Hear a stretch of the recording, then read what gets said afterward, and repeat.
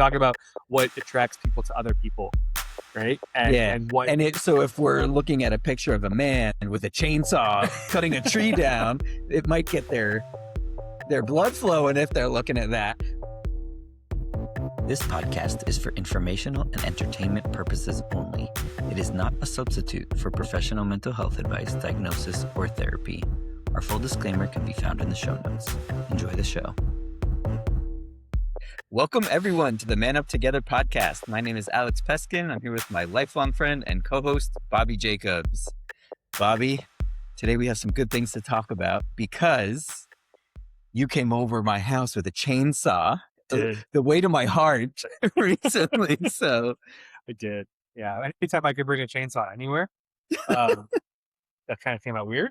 Anytime I can bring a chainsaw somewhere and not get arrested. There we go. I like that one. Yeah, and it gave me another job too, because the chainsaw stopped working, as power tools do, and now I get to take it apart and work on my power tools. So with that, I think we're going to talk about why do men like this, right? Yes. So today why do men like this? We are going to talk about why do men like power tools.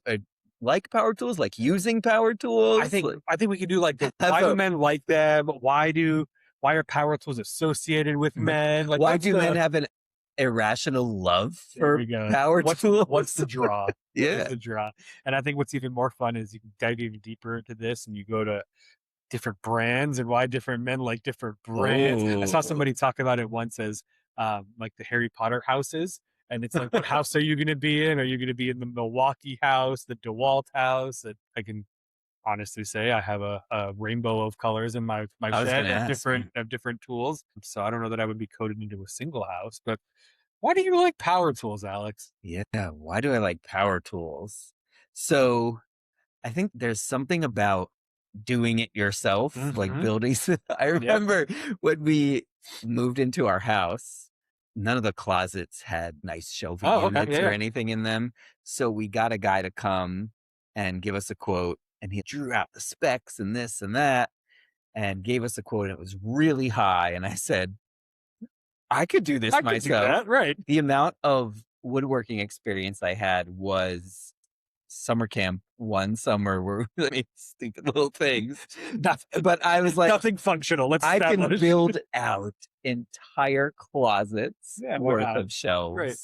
I bought a table saw and a circular saw and probably lots of other. I can't remember them all because I built one half of one small closet shelf and that was it.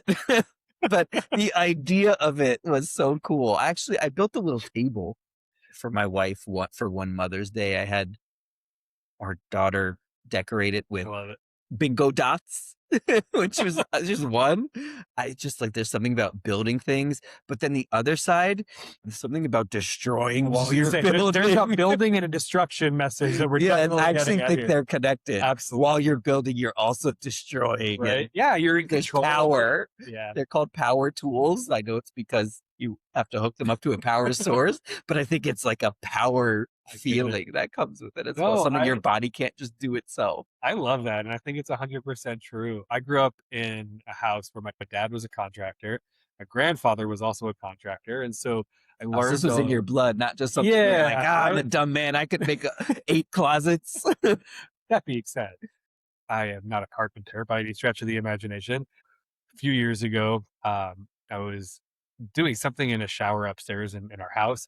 And all of a sudden I hear my wife scream from downstairs, there's water coming through the ceiling, which is, in my opinion, probably as a homeowner, like one of the worst things you could hear, right? That's in like all of the sitcoms. Yeah. The bathtub falls through the ceiling. Exactly, right? And so I would go downstairs and I believed her, but I needed to see this for myself. There was water coming through a light fixture, which is also a place where it shouldn't come from the ceiling. And so, long story short, with a friend who's a contractor also and very, very talented in all of these things, we rebuilt the bathroom together, which was a lot of fun. That's cool. And again, it was driven by, I got a quote from a contractor and I looked at the piece of paper and I looked at the contractor And I said, thank you very much. And I walked him out the door, crumpled it up, and said, well, I'm going to now go to YouTube and learn how to do a YouTube is battery. awesome. Yeah. Yeah. So I think there's something about the desire to create, the desire to,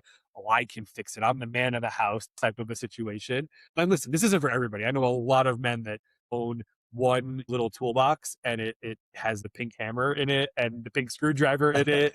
And I envy that's them. it. I mean, I have a whole shed full of tools in my backyard and I can't say I use all of them on a regular basis, but I think there's something about that. Like I want to create, I want to be in charge of something. I want to make something. I'm also just going to say power tools are fun. They are Like there's fun. just something about it.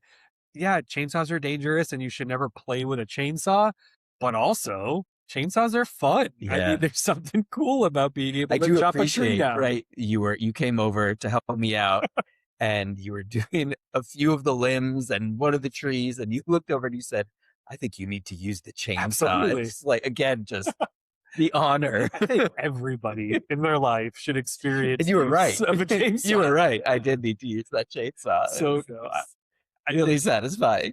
I think power tools, they exist in this space of at least being marketed to men very heavily, right? That's a If you, good point, you too. watch, the Home Depot commercials and they have their very catchy tune that goes and there's definitely a direction that those marketers are pushing power tools. My wife, I will say this, my wife is very good at a lot of things. However, when I hear her go and grab the drill and walk somewhere, if she's going to fix something, I rapidly follow her. I want to make sure there's no further destruction of something in the essence of creation of something. Love it. My wife has a family story Okay. that she tells where her grandfather was very handy. Okay. And there was the term, did you get to hold the cup? Which means Yeah. that you held the cup that had the screws in it or something while he did something and you got to assist him, but got to hold the cup. Yep. And early on in our relationship, she would Hold the hold me cup. in that way. But I've encouraged her to, I'll hold the cup sometimes. I love and it. she'll use the drill. And my girls at a very young age, they help me build the tower that they stand by the counter at when they're cooking. They help build any furniture, even if it's just like tightening a screw here and there. We got a kitchen table Mhm. recently and laid out all the pieces and they were in there messing with it. I want them to feel like this isn't a hold the cup kind of thing. Yeah, I want this them to feel isn't like this they're isn't the a ones boy who can job. do it. Yeah, this Yeah. isn't a boy job, and we have that conversation with the girls all the time. These aren't boy jobs and girl jobs. There are grown up jobs and little kid jobs for sure. Uh-huh. But there's not boy jobs and girl jobs. And my girls will help me in the shed when I'm working on something, or my girls are also really big on helping with yard work and the power tools Ooh, associated that's with yard nice. work. My daughter really wants to push the lawnmower. We're not there yet. It's a little scary still for me. So our older house and where we moved, we had a riding mower. My girls love the riding mower. They get on with you. They would get on with me. When I worked back at the farm in Missouri, they were big on I want to get in the tractor. That was a big it's a big Nice. power tool, Yeah. right? So what's positive about man and power tools and why might it be a good thing? Yeah, I think it's good to have a certain level of competence Okay. with being able to handle something in your house. Yeah. I do think there's really good value to knowing the right professionals, but also there's the things that happen in the middle of the night and the Yeah. things that are small and the things that we don't realize how expensive they would be, even though they're small, and not getting taken advantage of in that way is good. I No, what agree. about I you? think from a just we'll say it like it is from a financial perspective, like you said, being able Yeah. to fix things in your own home, being able to fix things mechanically in your vehicle or your Yeah. fixing your own power tools, right? Yes, we used the chainsaw last weekend, and also the chainsaw stopped working. I watched a YouTube video, and I'm really excited to get into fixing my chainsaw. We'll see if I can actually get it apart and then also get it back together. I'm really good at taking things apart. It's the reassembly that Good sometimes luck. is the struggle. You're going to be Uh, great. but I think, yeah, I agree. I think also learning new things, learning new skills. Those of us that maybe weren't brought up with, like I said, my dad and grandpa were both contractors, but I wasn't a laborer for them. So I think it's always fun to learn new things. We've talked about that before in that aspect of why do men like this. It's fun to learn new things. I think one of the other things, and again, we've talked about this, is the camaraderie thing. Yeah. I came to your house and we played with a chainsaw. use the Nah, it's chainsaw. okay. We played with the chainsaw. And so again, there's things that men do together in relation to tools and power tools and fixing things and breaking things that there's a camaraderie aspect for sure. Yeah, I like that. I think that's a good point. I also like the idea of learning something new. Yeah, That's what you don't really have to fix the same thing over and over yeah. again. There's always different things, and Well, and as homeowners, we know there's always something to fix. yes. Undoubtedly, there's always something that's either broken or that we would like to fix, or that I know that my wife has a Pinterest board, and the Pinterest board is basically a list of the things that she wants me to do around the house. So, yeah, It's so nice absolutely. of her. So, if we could think of the negatives? Yeah, what do you think? Well, I think playing with a chainsaw has its risks. Especially we're calling it that. Yeah, Listen, if you don't know how to do something, power tools are some power that's tools true. can inherently be dangerous, right? I think we don't have to state the obvious here that chainsaws can be dangerous. Yes, but even if you are good at using something, these are more dangerous than Exactly. going to buy a table from a store Right. if you're chopping a whole bunch of wood with a Agreed. table saw. So yeah, that's a good point. I think the other thing that we could think of is like maybe the negative aspect of it is if we do continue to say, well, this is a boy job or this is something that only men do. I would say that's probably a stereotype we should get away from, right? Like you do with your daughters and they can do anything, Yeah. they can fix anything. I have the same mindset with my girls, and I want them to believe that power tools are not a boy tool. This isn't, oh, the boy tools are over here and the girl tools are the sewing machine. Again, whatever, it doesn't matter. Yeah. So I think that is, if we think of it, what could be a negative about it is if we continue to advance only men like power tools. What was Tim Allen in Home Improvement years and years Yes. ago when he had his little his show, and I remember he had his boys on the show. I think there was maybe a little push towards these are boy things and not necessarily, hey, anybody can do it. Right. That's a good point. The whole reason we're talking about this is because of the stereotype Right. that men love their power tools Exactly. and love to use power tools, that in some way that sets up the other side of it as because it's a man Right. thing and you can have the Pinterest board or hold the cup or Yeah. those kind of things, but that's not very empowering. I think my girls are actually pretty good at putting things Right. together, and I want them to feel proud of that and confident in that in ways that similarly that I feel when I know, oh, something's broken.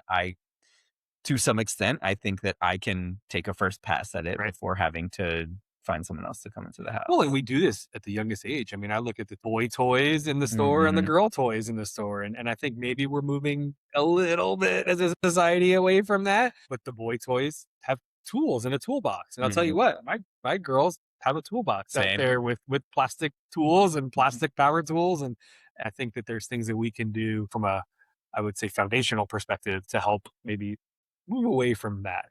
That being said, power tools are still fun. Yeah. Still enjoyable. Still love them. Right. And so if my wife would want to do something, I'm like, no, I got it. Yeah. It's not really because I don't trust her. It's because I want to do it. Exactly. I want to use the chainsaw. Yeah. You don't have to use the chainsaw. Yep. I like it. Yeah. So it's good. Why do men like this? I like that. I wonder what we could use next. We did the chainsaw. You've been talking about one to make cutting boards out of Yeah. some old wood. Yeah. We got to get that table saw going. Table saw. What was There the we go. last thing I bought you for your birthday? It wasn't. It's not. I guess it's not technically a power tool, but what I buy you for your birthday? It was last a year? blowtorch. It was a blowtorch. So yes, and it was because I was playing with the blowtorch at your house. Yeah. So I found this really cool Instagram or TikTok or something where someone was killing weeds. Yep. And instead of pulling the weeds, they used a blowtorch and they come back slower, which I don't think Nah. is true. However, blowtorching weeds is undeniably more fun. It's a good excuse, even if it's ineffective. for sure. Exactly, right? So anyway, power tools, blowtorches. Hey, if there's anything that you enjoy working with your hands with, let us know. We're curious to learn. Cool. All right. So why do men like this? We are going to now talk about something that is slightly related to this, I think, talking about the idea of what is coded male, what is not coded male. And so we wanted to dive into professions and jobs that people have and make sense of what it looks like from a male and female perspective there. Yeah.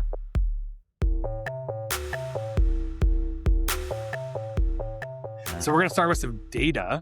This is going to be, I guess, a little more of a data heavy section than we've had before, but Sure. it was fun when we were doing some of the research, for the episode.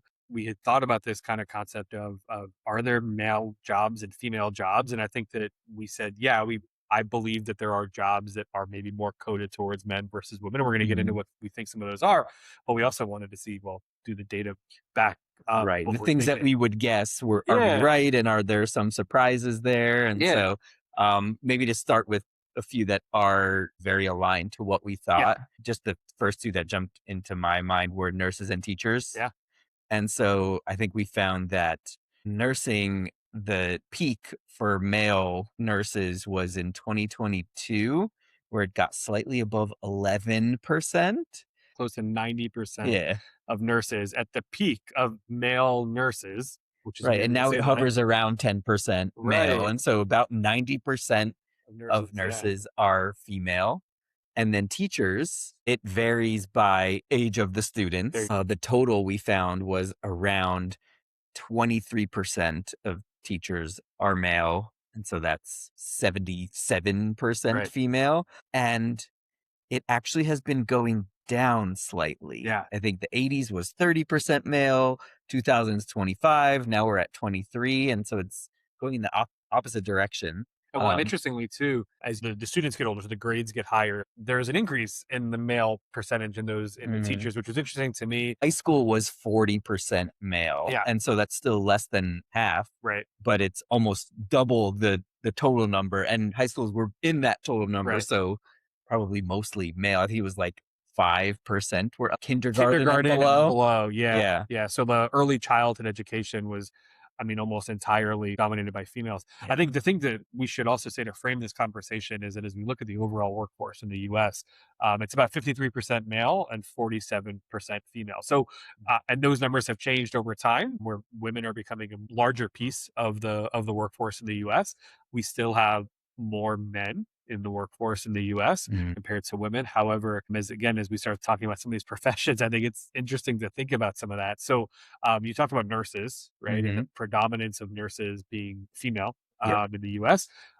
Let's do doctors. And I think what's really fun is you think about doctors over time. So if we go back in the 80s, 75% of physicians, of doctors in the US were men, right? So if you think about that same time, 3% of nurses in the US were men. Whoa, yeah. Right. So there was a drastic difference in doctors versus nurses. Now, today, that number has gone down slightly. I think it's a little under 60% of doctors are men in the US. That's evening out quite a bit. It is, right? The increase in females as a percentage of that workforce in the physician category, significantly higher increase in females versus the increase in men in the nursing, right? So what are some else? We had some other ones. So let's go through some maybe rapid fire ones where we had predominantly men that made up those professions. What were some of the ones that we found? So predominantly men. And these, I think, just like in my head, I would say stereotypically it makes sense. Electrical engineering, construction workers, and computer programmers. Okay. Electrical engineering was 88%, construction workers 96%, and computer programmers 82%. Yeah. That one, I don't think we looked, but I think that one's probably was higher and is moving. I would bet. 82 is still pretty high. Right. Yeah, it's still a pretty high one. So if we flip that around and we talk about predominantly women, we talk about early childcare, less than 5% of those roles taken by men, right? Less than 5%. Dental hygienists, around 5% also. Speech pathologists, about 10%. Again, I don't know that I would question any of those, right? I think all those, like when I look at my experience, I don't know that I've ever had a female dental hygienist. Yeah. And so I think for sure, I'm liking these statistics. I think for sure the next section should be why are some jobs male and some female. So well, I'm not going to dive into that now, but as we're talking about it, we're even saying, well, that makes sense, right?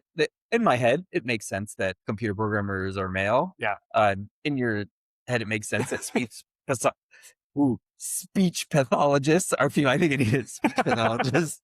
And they're like, why is our brain that way? Yeah. But and there were some that we saw that were about 50-50, right? Uh-huh. And these are all numbers today, right? We're not talking about historical trends now. We talked Right. about those. So today we saw some of the 50-50 ones, financial managers, which Mhm. I thought was interesting. I don't know that I would have pegged that one. I honestly would have thought that one would have been a more male dominated one based Same on here, my yeah. personal experiences there. HR, human resources, about 50-50. Real estate agents, also 50-50. One of the things that we looked at that I thought was really interesting, we went back and kind of asked the question of, well, these are the people that are predominantly working in those fields. What about the people that are leading these companies? And so Mhm. we asked the question about Fortune 500 companies, right? Of Yeah. which there are 500 companies. Great name. And in 1998, there were two Yeah. women that were the CEOs of Fortune 500 companies. I think we can say today, we saw the numbers today. There were two numbers that we saw, either 52 or 55. So somewhere in the 10 to 11%. Yeah. exactly. Which is way more than almost 0%. Right. And Yeah. we've seen this about from 2010 on, we've seen a more rapid increase, right? Uh-huh. However, of 500 companies, there's still only about 10 to 11% Yeah. that are led by women. Yeah. right? I like there have been, as things have been going up, there have been articles and things over the years Yeah. where, are there more Fortune 500 CEOs who are women or Yeah. more who are named John? Yeah. And I think at this point we've made it. maybe I think double at least of women than men with names John. But Yeah. at some point, John was winning, Yeah. right? Probably by a lot. Yeah. I just think it's interesting as we think of some of these dynamics. What about the things that we do? do? Yeah. So I'm in a predominantly female field. Mental health professionals, therapists are under 30% male. A little bit more when it goes into like clinical psychologists and psychiatrists, but You're getting into that doctor realm, right, there, like right? that's true. Yeah. And I imagine we'll unpack that a little bit when we get into the next section. But I think I maybe told the story on a previous episode. In my program in graduate school, 41 of us came in together and 40 of them were female and one of them was me. And so there were like 5 or 6 from other cohorts, but Yeah. my cohort was very much female. And since I've been in the field, I think sometimes I've worked with one other man at a time in a practice, and oftentimes being the only one. It is. But you notice it, right? Like Yes. you see that, and I think it's interesting, especially in a field like yours, where you're connecting with people on a very deep level, essentially. And you can correct me if I'm wrong. I think maybe there's some people that would want to connect with a man, and so I wonder. And again, we'll move into this, but I wonder, is that a shortcoming of the field that there aren't more men accessible in that field to? Well, it might others? be, but it also is a benefit Sure. to me. People who are looking for male therapists don't have so many people to pick from. And so us male therapists do benefit from that quite a bit.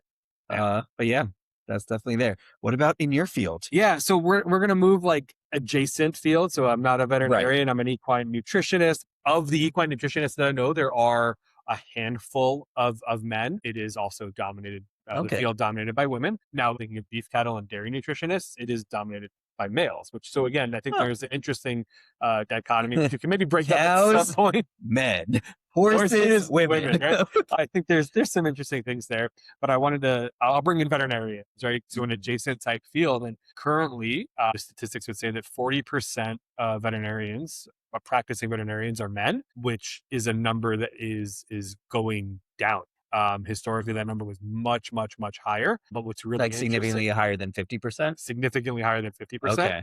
So women are growing. The predominance or the proportion of women in the field of veterinary medicine is growing. And that really is highlighted by the last graduating class of veterinary students was 80% women. Wow. Okay. So it was predominantly male at one point. It's now 40%. And now the graduates, it's 20%. Exactly. Wow. Yeah. And so, we're seeing that change in the profession. Yeah. Sure. That is interesting.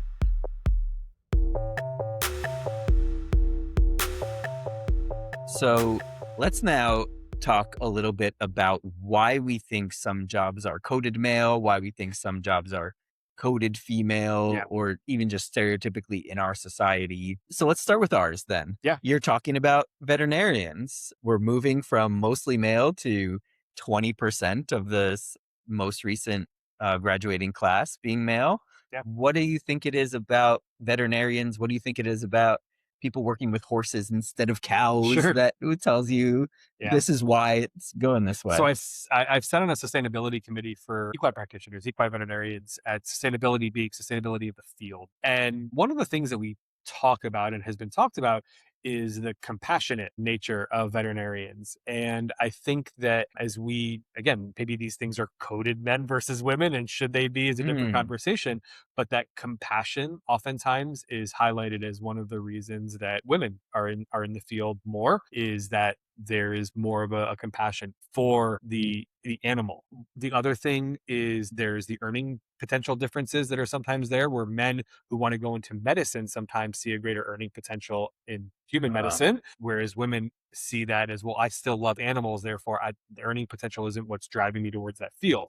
Now, that's not for everybody. I mean, that 100% don't speak for the entire population of vets. Is it also very significant? Like, do veterinarians not make a lot of money? Veterinarians make a significantly less amount of money. I don't know the exact number, but Okay. if you were to look at the average salary of a medical physician versus the average salary of a veterinarian, there are orders of magnitude Okay. difference So between the it two is of them, significant. both from a starting salary perspective as well as an earning potential perspective. And as we think about horses versus dogs, cats, chickens, I think part of it goes back to some of that manliness thing of, well, I'm going to work with the beef cattle, I'm going to work with the dairy cattle, and those are historically male dominated fields. Now, I know some phenomenally brilliant nutritionists and veterinarians that are female that work in the food animal space. Again, predominantly cows, pigs, and chickens. But it is a field dominated historically by That's men, for interesting. sure. Maybe that goes back to why do men like meat, Why do men right? like meat? We don't eat horses, we eat cows. There you And go. so, Well, and our relationship with horses is as a companion animal, typically, right?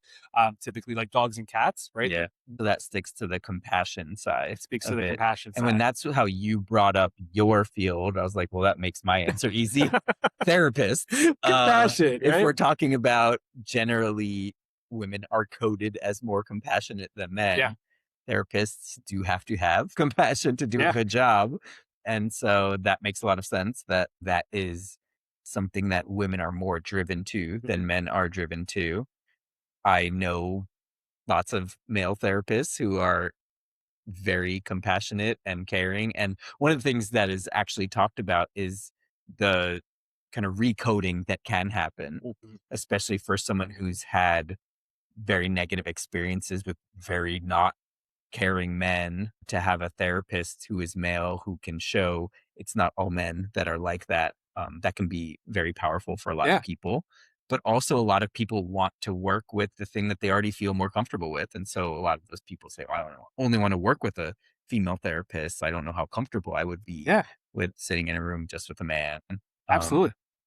And So, it works in the opposite direction too, where in heterosexual couples, oftentimes what I hear is, and the female is the one calling. We can talk about wishing we were a little bit more on top of our game there as men, but the female is calling and saying, I think my husband or my partner would be more receptive to a male therapist. Can we work with you instead of one of interesting. the females at the practice? That it's, yeah, Yeah. there's a lot coded in there, I That's really think. interesting. I've had personally both male and female therapists. My wife and I have seen marriage therapists, but we've never seen a male marriage therapist. So it's Oh, been just an interesting conversation, I think, for sure.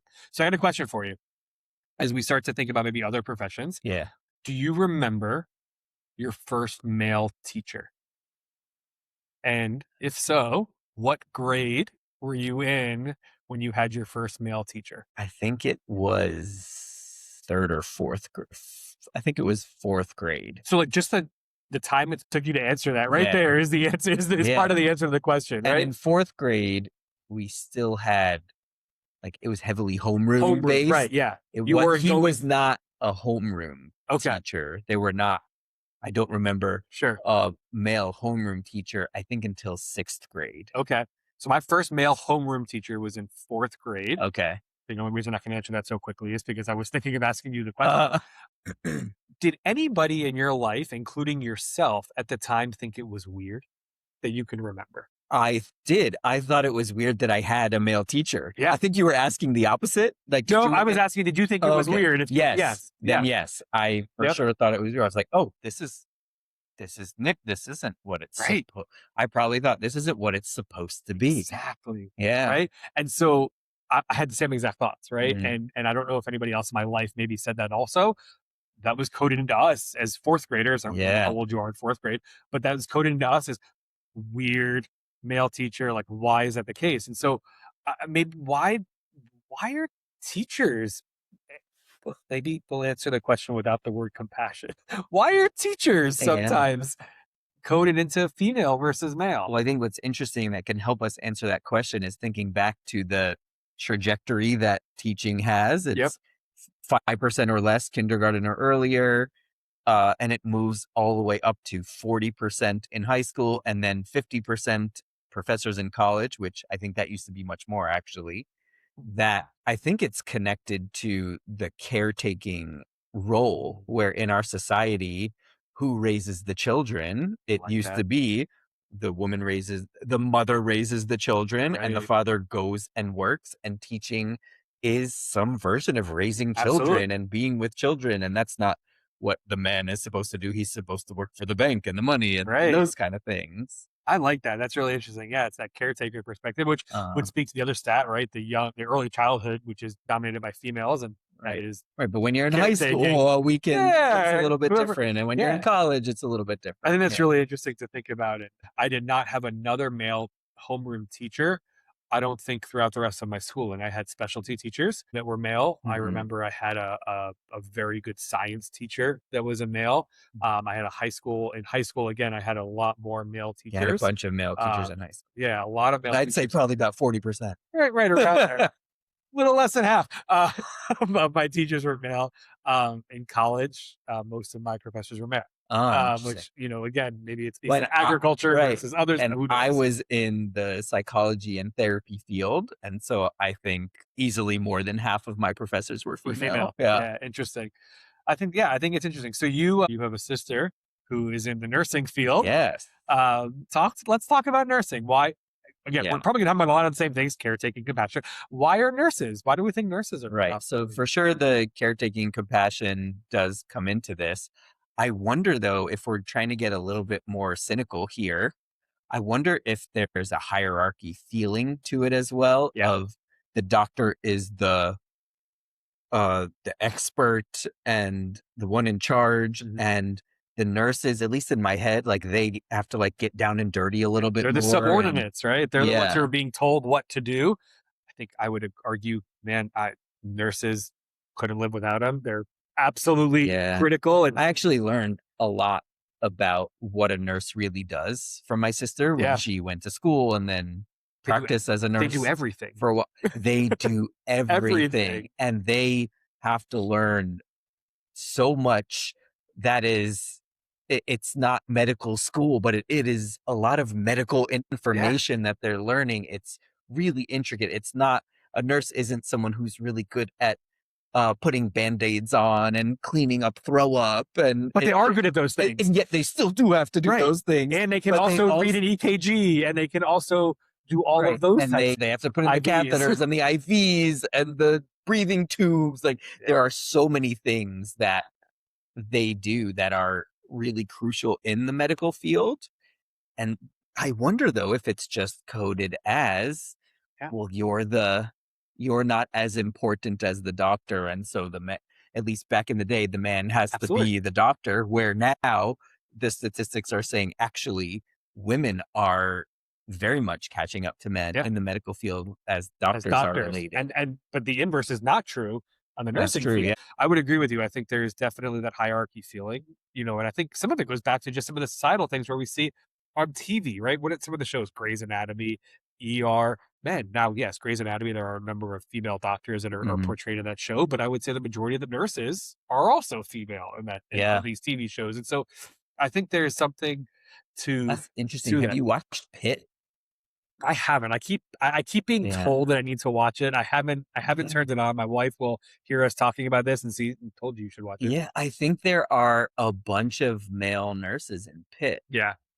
A bunch being probably, like, more than the statistics Right. say, but I think there are a lot there, and there's a lot of female doctors, but again, that is That's the growing. truth, right? Yeah, Yeah, I'd be curious. I mean, if there's anybody out here that is listening that, has any insights into this, right?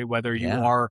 Whether you are a nurse that is a female, so you're in the predominance of that, or you're a nurse that's a male, and so you're a minority in that respect. Would love to learn maybe a little bit more of why that could be the case. I think it could be really interesting to understand Yeah. that. Yeah, and then thinking about the higher up, like we talked about the Yeah. Fortune 500 CEOs, Yeah. I imagine it's similar there too, where it's like if you're in charge, you're supposed to trust the man who's Right. running the ship instead of women. Yeah. Well, I appreciate you bringing that up, the CEO thing, because I worked for a very large agricultural company. Where I'm bringing it up. I worked for Land O'Lakes, a very large agricultural co-op, which is a Fortune 500, actually a Fortune 200 company, and whose current CEO is a woman. And not only is the CEO a woman, but a number of the executives in the C-suite, the upper level of the company, are also women. And Mm, so, having worked for a company where the leadership is heavily influenced by women, especially in the agriculture space where ugh, that is not the norm. It was an interesting thing to experience. I did experience a male CEO while I was there as well. I do believe that there were differences in not only the way the company was run, mhm, but maybe also the way the company was perceived. I'll call it compassion because that's just yeah. a good word, was brought to the company when Beth Ford, who was the CEO of Land Lakes, came onto the job. Now, the question that was raised a number of times when I worked for Land Lakes was, well, is the only reason that so many women are in positions of leadership is because we have a woman CEO? I don't think that's the case. I think these are all very talented and very well equipped and capable and deserving women that were in those roles. But But maybe that is a part of it too, absolutely, right? That it's right? not that they got the job because they were a woman. They got the job because they were qualified and excellent, And somebody but was it would seeing them take through a that woman to lens. say, "You Yeah, I think these people are the same as the other people at doing exactly. the job." Exactly. Yeah, Yeah. So anyway, I just wanted to bring that up. It's yeah, an interesting experience that I've yeah. had in my life. But we use the word compassion a lot, Mhm. and the more we're talking about things, I wonder if one way to think about this as well, if we were to shift the terminology, would be to say emotional intelligence. Ooh, yes. Because I think historically, developing emotional intelligence was more important for women than for men. And so women got better at it and were nurtured to continue to get better at it, where men were not and were nurtured to be the person in charge, even though emotional intelligence has been found to be really useful when Yeah. you are running a company, running a country, running kind of anything. Right. And so that, you Well, know, if we think about what the term used to be called, the soft skills versus the yeah, hard skills. I hate that term. right, Emotional intelligence is much more appropriate. And I think I could right. not agree with you more. I'm really happy you brought that up because I believe in a lot of ways, emotional intelligence unlocks your ability to gain intelligence that is specific to the role that you're doing, right? Mm. Especially when you get into the realm of people management. I think emotional intelligence oftentimes is the most important skill that you can have in people So management. thinking about something that probably for a long time was predominantly male, I think about the like the money Yeah, professions, whether it's banking, investing, anything financial. I think that's very interesting, right? There was the idea of like, if we're working with the money, we don't have to be very emotionally right. intelligent, very compassionate, The whatever results, it the is. results are the Right. results. But what you're sending a good point here. You're saying that when it's just about the money, yes, but managers are also a part of Yeah, this. You're managing a team who, yes, they have to be able to analyze data and right. sell Yeah, products and all that. competence in your But you job is key, right? Yeah, but the competence in the job also is creating a team that feels comfortable Yeah, doing their work and being supported, and emotional intelligence feels like I love the way you said that it unlocks the ability to do kind of all the other parts of the job better. yeah. No, I think there's something there. I love that you brought up emotional intelligence. We kind of talked about that, so I'm excited that Yeah. you brought that up. Is it is, I would say, a more appropriate term maybe in a lot of these places than Mm, compassion, right? And maybe right. sometimes compassion makes you look weak, which it does not, right? You can have compassion and still look strong, and you can still, you Right, know, that's the stereotypical. What does it mean to right, be strong? Right, the strong is, can you use power tools ex- and can you exactly, right, wrestle the bull right, down? Right, those kind of things. Not can you lead a team that right, feels so supported by you that they do a better job every right, day. That sounds really strong too, right. actually. Yeah. A lot of my a lot of my managers throughout my career have been women. And I would say the emphasis they put on emotional intelligence and people leadership, I think has turned me into a better people leader and turned me into Mm, a more competent overall employee because I'm able to see all of those types of things. Now, I'm not saying that if I had had more male bosses that I wouldn't have had that ability to learn that, because I think right. that's a skill that is becoming more dominant in just the world today, is emotional intelligence. But in my personal experience, the women that have reported to in my roles have made that of significant importance in their management style. Yeah, I like the way you said that there are men who have Oh, without emotional question. intelligence. Right? I was thinking, I like to think of myself as one, right. right? I was thinking kind of similar. I was thinking, well, who trained me? It's like, well, a lot of female Mhm. therapists and supervisors and bosses, and some really good male Absolutely. professors and mentors. But in order to be a therapist, you do have to have a certain level of emotional intelligence, usually. Right. And that is important. And likely, lots of the men who are Fortune 500 CEOs or anything else are thriving today because of a certain level of emotional Absolutely. intelligence as well. I would also still guess, though, that if you don't have emotional intelligence, you are still more likely to be allowed into the job if you're male than if you're female. Yeah, And I don't disagree with that in any yeah. way, shape, or form. Yeah. Yeah. So actually let's kind of shift now into the last thing that we did want to talk about, Yeah. because I think this will talk a little bit about what's happening in these professions now.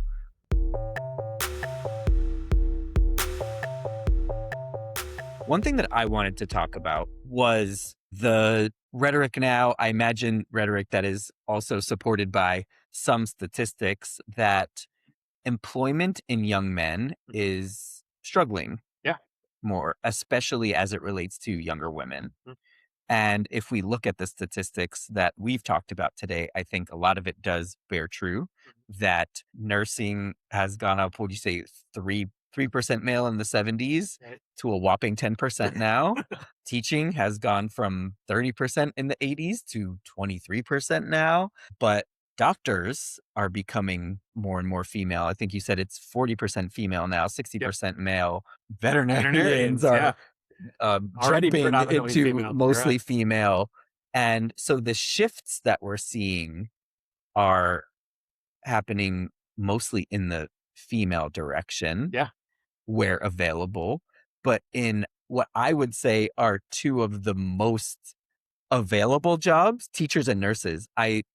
From my sister, I hear all the time that there are not an overflowing pool of nurses to take all of these jobs. There's a shortage, Well, there's a probably significant shortage. just Yeah. about everywhere that needs nurses Yeah. has a shortage. Teaching, that there's a lot of rollover in that profession, always people being hired. And so I imagine there would also be a lot of availability for men to take those jobs if it was something that they were training in more. I think part of this goes back to maybe we need to do a better job, we being society. They're not considering nursing, they're not considering teaching because they've never considered nursing. They've never Right. It's considered just like not teaching. on the radar. Yeah. Exactly. And there's always that combat and that hierarchy aspect where men have to be in the jobs up here, and the women can be in all the jobs down here. Right. But even like the masculine versus feminine side of it, I think about, right? Like, again, just from what I hear from my sister and people Yeah. who I know now because of that, that nurses are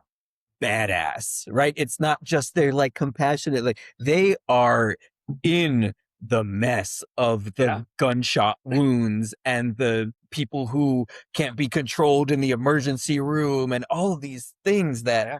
right? Like it's not just this soft job. Well, and It's you like, wonder, could it be even better than it is today if there was a more 50-50 split between I'm a person who believes that if all jobs are 50-50, men and women, regardless, what does that look like? What does it Right. look like if teachers, if our young daughters experience a world where 50% of their teachers were men, 50% of their teachers were female? Oh, And what does it look yeah. like in the medical profession if there's a 50-50 split of doctors, nurses, what have you? Okay, so that's really interesting. Something that just came up in my mind, right? We're talking about nurses are actually kind of badass. Right. When we think of just the discrepancy right now, and we talk about young men are having a hard time finding employment, one of the things that is probably very challenging for that is a lack of male role models in your life growing up, because 23% are male, and most of those are just in high school and It's a college. really great point. That what kind of badass thing would you be doing to Right. say, I want to be a role model to 7-year-old kids and Yeah. 10-year-old kids? I want to show them that a man can be a part of your life in a way that makes you feel supported and cared for and confident and excellent at something and can communicate well with other people, even other people who aren't just men. And I think that that's actually a really cool opportunity to think about. What would it mean for more men to be in younger education? Be They really, would be yeah. creating a different trajectory for future men who say, when was your first male teacher? Like, oh, first grade, easy. Right. Oh, Why he was awesome. That was great. why Yeah. was that even a But question like even? Right. that, like there were like two in that grade. And then I had one in third grade again. What do you mean? Why are you even asking this question? Right. For us, Yeah. it's like, no, oh, I remember because it was weird. I think that's a great point. And I think part of it goes back to maybe we have to retrain ourselves as society, because I know I've heard the point of when I do see the male preschool teacher or I do see the male kindergarten teacher, and I've heard the questions of, that's weird. Why does he want to be around little kids? Ugh, Well, why does he want to be around little kids? Because he wants to nurture their growth. right, Because it's his passion to educate young people. He's not weird. right. He's not Yeah. a creeper. He is for sure bucking the trend of what Right. society says, but maybe that's the point. Like maybe we do need more of that and need to not go, oh, that guy's weird, but to Exactly. say, oh, I hope more people see that because Right. he's really good. One of my favorite movies is Kindergarten Cop. Arnold Schwarzenegger he's an FBI. He comes in as he's investigating a murder or something. I don't remember exactly what it is, but he acts in a role as a kindergarten teacher. And it was very strange. And I think that, but the whole point of the movie was, it's so weird for there to be a male as a Yeah. kindergarten teacher that we're going to make a movie about a male as a kindergarten teacher. And I think about that and it's like, what do we need to do to make that not weird? What Yeah. do we need to do? Right. You can go, let's do nursing, meet the Fockers, right? You're a What male nurse. you're a male They don't nurse, call him a nurse. They call him right? a male A nurse. male nurse, Yeah. right? And so again, there's both ends of this. Like, what do we need to do to make it not weird for men to be in those professions in the same way? So I think there is this opportunity from a societal perspective to say, what can we do to make it so all of these are okay things? What if most professions were roughly 50-50? Right? There's that idea of our kids would just see there doesn't have to be a stereotype. And Yeah, I think over 1 to 2 generations, that would be that, at least stereotype wise. right. But I also think that there's such the silo of like the men who hang out with the men and the Oh women yeah, who hang out with the women, that I think we could gain so much from conversation and learning to communicate with right, people of the opposite sex, not just in a dating perspective or for relationship, but in having to do so professionally and creating relationships and friendships in that way because of what we do professionally. And that, again, like that would create, it would be like emotional intelligence that begets more emotional intelligence, which right. just shows other Makes people sense. right. And right, and maybe that's why, and right, coming back to that idea of emotional intelligence actually being the most important competency in most jobs, Yeah, that is also probably why women are gaining in percentage wise sure. in a lot of professions, because they already have that competency. And so now that Right, it's more welcoming for women to be in the workforce right. nonetheless and to have leadership roles, that of course it's becoming more clear that lots of them are. Right. And to be clear, I want to make sure the skills and competencies of your job are critically important. But I think what we're seeing is emotional intelligence being considered as one of those skills and Yeah. competencies of more and more professions. And that's what's really important is that we're adding we're adding skills, we're adding these things that are important for a role that in the past maybe we hadn't looked at before as having any relevance whatsoever. I was listening to a podcast of somebody who was interviewing the astronauts who just came back from the Artemis mission, and one of the astronauts was a woman, and one of the questions was, well, how was it, working with three other men and being the only woman in there? And again, I don't remember the exact words, but she said we were all astronauts, Yeah. right? And like that to me was like, oh, well, yeah, no shit, Sherlock. You were all astronauts. You were all chosen to do that because you were astronauts. But now, as we talk about this, it's well, what did she bring maybe a little bit different? I think each one of those astronauts brought something different to the table. Yeah. That's why they worked so well and were able to accomplish something so absolutely incredible. That's interesting because as you were talking about, I was thinking about this idea of what if more interaction and communication was being learned just through the workplace and not around dating and relationships Mhm. and all that.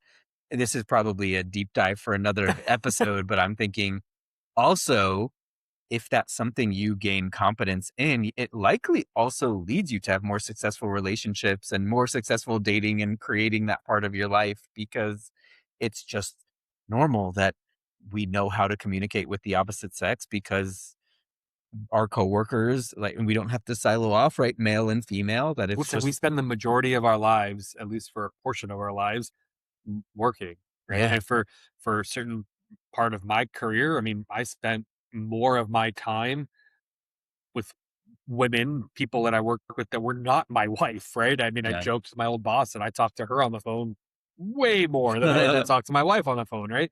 And so to your exact point, Yeah. those skills that we either learn inherently or those skills that we just pick up will translate to the rest of our lives, our relationships with Mhm. our loved ones, our relationships with our family, right? And I think Right. that, And emotional intelligence is exactly. actually quite attractive. As a relationship therapist and what I see helps people thrive in their relationships, emotional intelligence Yeah. is maybe the most attractive thing that a partner can That's a have. really interesting thing to point out, Yeah. right? Because you talk about what attracts people to other people, right? Yeah. And what And so if we're looking at a picture of a man with a chainsaw cutting a tree down, it might get their blood flowing if they're looking at that. But if you're talking to a man who can communicate well, can show interest and care and curiosity, that actually creates this attraction that tells you, oh, this could be a good mate because they're someone who could be a partner with me. yeah. I like that. I really Yeah. like that. Well, this is fun. Yeah, this is good. I like that whatever we talk about, it kind of circles back to the importance of being able to connect with other people. It's interesting though too to just think about how society is built. Yeah. Just these rules that kind of trap us in some ways because young men are struggling for Absolutely. employment and there are at least two, I think we looked it up. There's around 10 million nurses and teachers combined in our country. It's a pretty It's a high big number. number. And we need about 4 million more in the next 20 years combined between the two of them. So Right.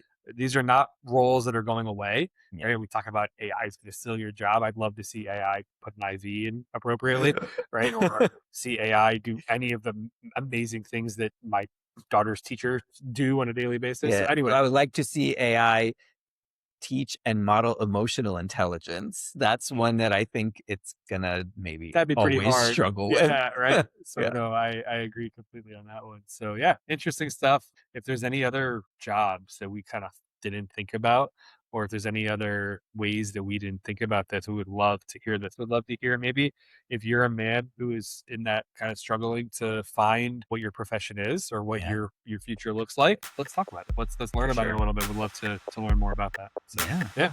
Awesome.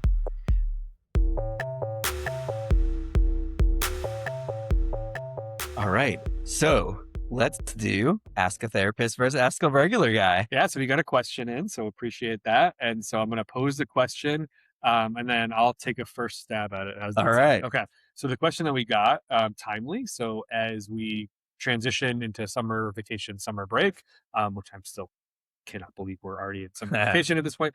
Essentially, the question was, as we transition into this summer vacation, summer break, how do we make sure that we can maintain our relationship with our significant others in this period of significant change? And this person that was asking the question has children, young children that, you know, are going to be not in school anymore and then, you know, going to camp, but all these different things. So the question is, what can we do to ensure that our relationship stays as stable or consistent, successful, doesn't suffer, if you will, right? I So like that. that was a great question. So I'll take a first stab at it. Let's do regular guy first. Yeah, to me, it's communication. I know that with my wife and I, communication is key. Understanding that change is hard and it's going to be hard for everybody involved. For myself, or, you know, the person that asked the question, their spouse, and also their kids, right? And I think that's an important part of this, is that the children are going through a transition too, which means their behavior is going to change. And also just communicating a schedule. I think that's an important part of it too. Because I think a lot of times we talk about jobs, many jobs don't work on a summer vacation schedule. It's not a real thing. It's just it's June. It's not summer break. So anyway, give me the therapist answer. I think to some extent what you're saying makes a lot of sense. So I'll just kind of take it one step deeper. Perfect. Right?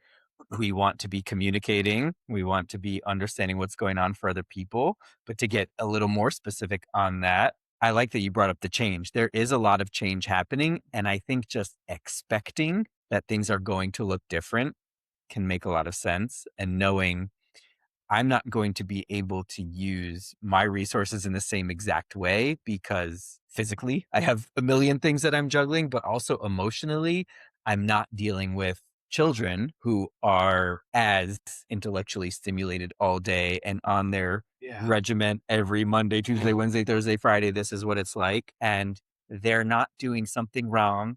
They're not bad people. They're just lost in their 7-year-old or 4-year-old or 12-year-old body and needing to figure something out, needing to understand what should I be expecting, what kind of consistency is there going to be, and knowing also your spouse is running with different resources as well, because whether they're doing the same job or working more with the children over the summer, or that's something that you're doing, also our patience levels change.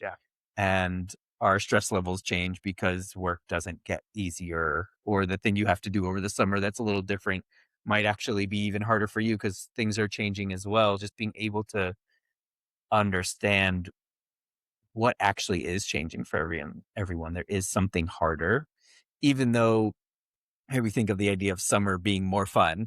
The ice cream truck comes around in the summer. So therefore, I mean, that for sure is more fun. That's actually a great point. You got to keep in mind, there's probably more sugar pulsing through your children in the summer because of the ice cream and the snacks and the pops and everything. I think that one of the things I'm hearing is from you is maybe, you know, if we're going to actually try to give some concrete tools, is a schedule, right? Like your schedule goes away, right? Consistency. The best way to call it, I think, would be consistency. Yeah, because I think that can give, you know, I know for me, again, I'll speak to my daughters. There's nothing scarier than a 3-year-old without a consistent schedule.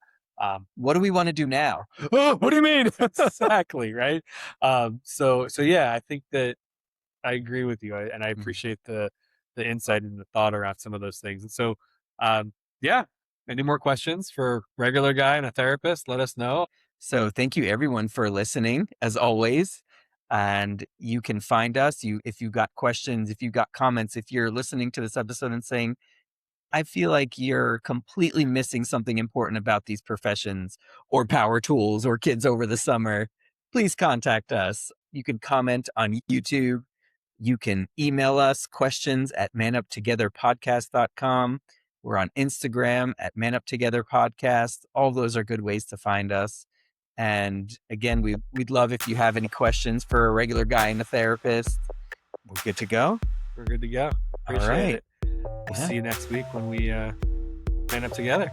That's right. The Man Up Together podcast was produced and edited by Alex Peskin and Bobby Jacobs. Special thank you to our wives, family, friends, and coworkers who have supported us in so many ways throughout this process.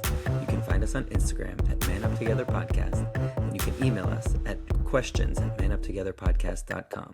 If you are interested in joining us on this journey, please like, subscribe, and share this with someone you care about. Thank you for listening. See you next week.